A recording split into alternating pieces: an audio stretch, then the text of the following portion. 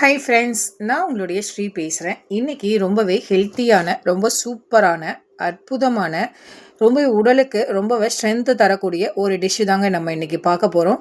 யூடியூப்பை நல்லா அலசி ஆராய்ஞ்சி டிஃப்ரெண்ட்டாக நம்ம இன்றைக்கி ட்ரை பண்ணுவோமேன்னு சொல்லிட்டு நம்ம ஸ்டைல்லையும் கொஞ்சம் யூடியூப் ஸ்டைல்லையும் கலந்து நம்ம இன்றைக்கி ட்ரை பண்ணியிருக்கோம். நாட்டுக்கோழி குழம்பு தாங்க. நல்ல சூப்பரான எம்மியான இந்த டிஷ்ஷை வாங்க எப்படி செய்யலான்னு பார்க்கலாம். அற்புதமாக இருந்துச்சு, ரொம்பவே டேஸ்டியாக இருந்தது. ஸ்பைஸியாக வேணும் அப்படின்னு நினைக்கிறவங்க மறக்காமல் இந்த டிஷ்ஷை ட்ரை பண்ணி பாருங்கள். எல்லாமே ஹெல்த்தியான ஒரு பொருளை வச்சு தான் நம்ம தயார் பண்ணியிருக்கோம். ரொம்பவே ஆரோக்கியமாக ரொம்ப சூப்பராக அம்மா கைப்பக்குவத்தில் நம்ம இதை ரெடி பண்ணியிருக்கோம். மறக்காமல் இந்த டிஷ்ஷை ட்ரை பண்ணிவிட்டு சொல்லுங்கள் எப்படி வந்திருக்குன்னு. நம்ம சேனலை மறக்காமல் ஷேர் பண்ணுங்கள், கமெண்ட் பண்ணுங்கள், சப்ஸ்கிரைப் பண்ணிவிடுங்க. நம்ம வாங்க வீடியோக்குள்ளே போகலாம்.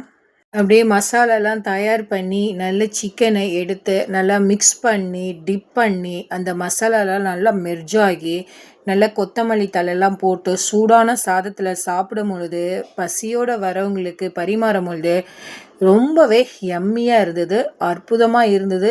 உங்களுக்கு நாட்டுக்கோழி பிடிக்குமா? மறக்காமல் இந்த மாதிரி ட்ரை பண்ணி பாருங்கள். கண்டிப்பாக உங்களுக்கும் பிடிக்கும். வாங்க வீடியோக்குள்ளே போகலாம். அதுக்கு நான் ஒரு பெரிய வெங்காயம் ஒரு 3 கட் பண்ணி வச்சுருக்கேன்.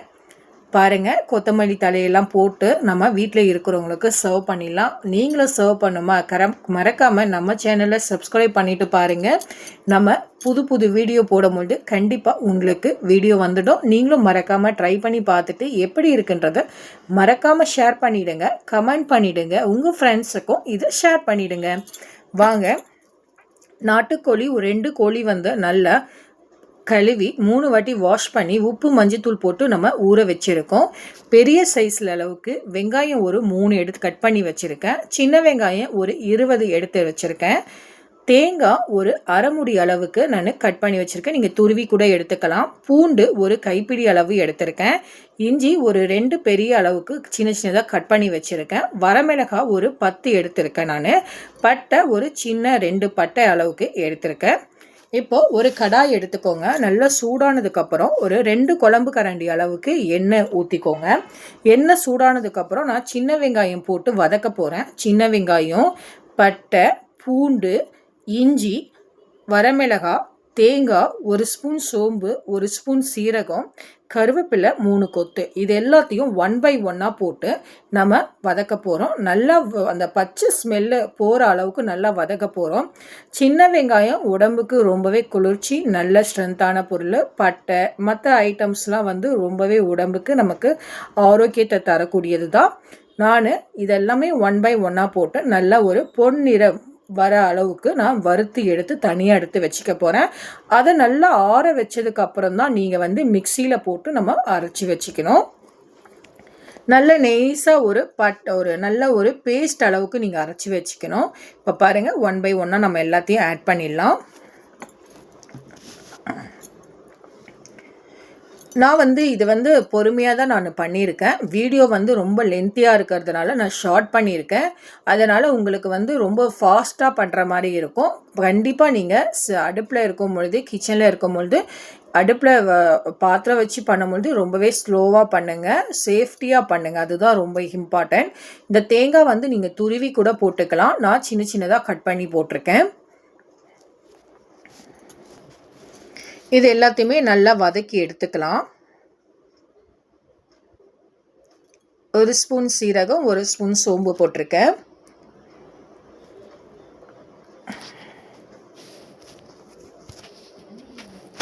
இப்போ நல்லா வதங்கினதுக்கப்புறம் நம்ம வந்து அந்த கருவேப்பிலை 3 கொத்து அப்படியே உருவி போட்டுடலாம். கருவேப்பிலை வந்து முடிக்கு வந்து ரொம்பவே ஆரோக்கியத்தை தரும், நல்லா முடி வளர்கிறதுக்கு ஹெல்ப்ஃபுல்லாக இருக்கும். கருவேப்பிலை நிறைய பேர் வந்து என்ன பண்ணுவாங்க, சாப்பாடு சாப்பிடும் பொழுது எடுத்து வச்சுட்டு சாப்பிடுவாங்க. ஸோ இந்த மாதிரி மசாலாவோடு அரைக்கும் பொழுது கண்டிப்பாக எடுத்து வைக்க முடியாது, மசாலாவோட மெர்ஜாயிடும். அதனால் கண்டிப்பாக வந்து நீங்கள் யூஸ் பண்ணிக்கோங்க. கருவேப்பிலை 3 கொத்துன்ற பொழுது ஒரு 5 கொத்து கூட நம்ம வந்து உருவி போட்டுக்கலாம், ஒன்றும் தப்பு இல்லை. இது வந்து பார்த்திங்கன்னா நான் ஒரு 6 மெம்பர்ஸ்க்கு சமைச்சிருக்கேன். உங்கள் வீட்டில் எந்த அளவுக்கு மெம்பர்ஸ் இருக்காங்களோ அதுக்கேற்ற அளவுக்கு நீங்கள் வந்து சமைச்சு வச்சுக்கலாம். அளவு எடுத்துக்கோங்க. இதை நல்லா வதங்கினதுக்கப்புறம் நான் வந்து தனியாக ஒரு பிளேட்டில் எடுத்து வச்சிடுறேன். எடுத்து வச்சுட்டு நான் கொஞ்சம் ஆறின பிறகு நான் மிக்சியில் போட்டு அரைச்சிடுறேன். இப்போ ஒரு கடாயில் அதே கடாய் எடுத்து நான் ஒரு குழம்பு கரண்டி அளவுக்கு எண்ணெய் மட்டும் எக்ஸ்ட்ரா ஊற்றிட்டு பட்டை லவங்க எல்லாமே வந்து கிராம்பு அந்த லவங்கம் ஏலக்காய் எல்லாமே ஒரு 2 எடுத்து போட்டிருக்கேன். ஒரு ஸ்பூன் சோம்பு மட்டும் நான் போட்டிருக்கேன். கொஞ்சம் செவந்ததுக்கப்புறம் பெரிய சைஸ் அளவுக்கு வெங்காயம் கட் பண்ணியிருக்கோம் இல்லைங்களா, ஒரு 3 வெங்காயம் அதை வந்து நம்ம போட்டுடலாம். வெங்காயம் நல்லா பொன்னிறமாக வந்து வறுக்கட்டும். பொன்னிறமாக வதங்கினதுக்கப்புறம் நீங்கள் வந்து மற்ற ஐட்டத்தெலாம் ஆட் பண்ணிக்கலாம்.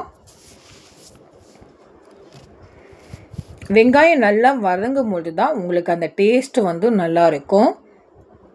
வெங்காயம் வந்து சீக்கிரமாக வதங்கணும்னு ஆசைப்படுறாங்க. ஒரு சிட்டிகை அளவுக்கு சால்ட்டு ஆட் பண்ணிவிடுங்க. அப்போ உங்களுக்கு நல்லா சீக்கிரமாக வதங்கிடும். வெயிட் பண்ண வேண்டிய நெசசிட்டி இருக்காது. இப்போ நல்லா வதங்கிடுச்சு. இப்போது தக்காளி ஒரு 5 பெரிய பெரிய தக்காளி சின்ன சின்னதாக கட் பண்ணி வச்சுருக்கேன், அதை ஆட் பண்ணிடுறேன். இப்போ நல்லா மெர்ஜாகட்டும். நல்லா தக்காளி வந்து நல்லா மசிஞ்சு வரட்டும். அது வரைக்கும் நல்லா மிக்ஸ் பண்ணிக்கோங்க.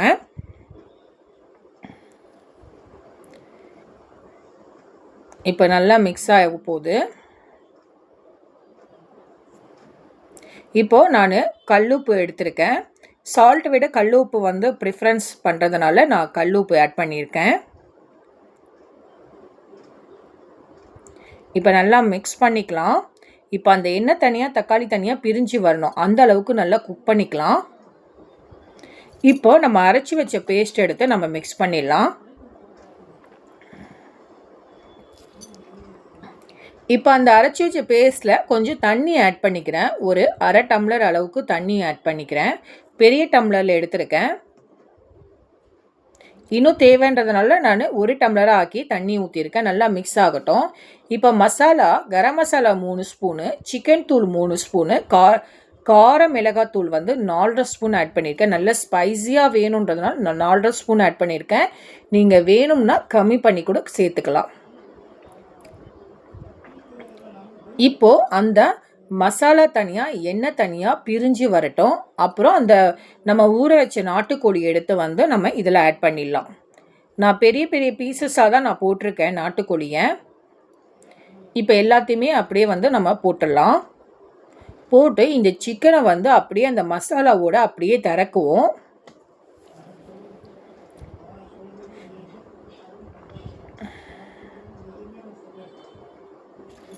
இந்த நாட்டுக்கோழி வந்து ரொம்பவே வந்து உடலுக்கு நன்மை தரும். அதனால் நம்ம தைரியமாக சாப்பிட்லாம். ஆனால் எதுவுமே லிமிட்டாக தான் சாப்பிட்ணும். அளவுக்கு அதிகமாக நம்ம சாப்பிடக்கூடாது. இப்போ நல்லா மெர்ஜாகட்டும். இப்போ நான் அதோட உருளைக்கிழங்கு சேர்த்து போட போகிறேன். நான் ஏற்கனவே ஒரு உருளைக்கிழங்கு கட் பண்ணி வச்சுருக்கோம். அதை வந்து நல்லா வாஷ் பண்ணிவிட்டு நம்ம ஆட் பண்ணிடலாம். மூடி போட்டு நம்ம குக் பண்ணிப்போம். இப்போ அந்த உருளைக்கிழங்கு எல்லாத்தையுமே நம்ம பெரிய உருளைக்கிழங்கு அதை கட் பண்ணி போட்டிருக்கேன். சிக்கனோட வந்து நான் உருளைக்கிழங்கு சாப்பிட்றது வந்து நல்ல ஒரு பிடிக்குன்றதுனால நம்ம ஆட் பண்ணியிருக்கோம். வேணான்றவங்க அதை ஸ்கிப் பண்ணிக்கலாம். மூடி போட்டு நம்ம குக் பண்ணிக்கலாம். இப்போ நல்லா பாருங்கள் குக் ஆகுது. நல்லா குக் ஆகட்டும்.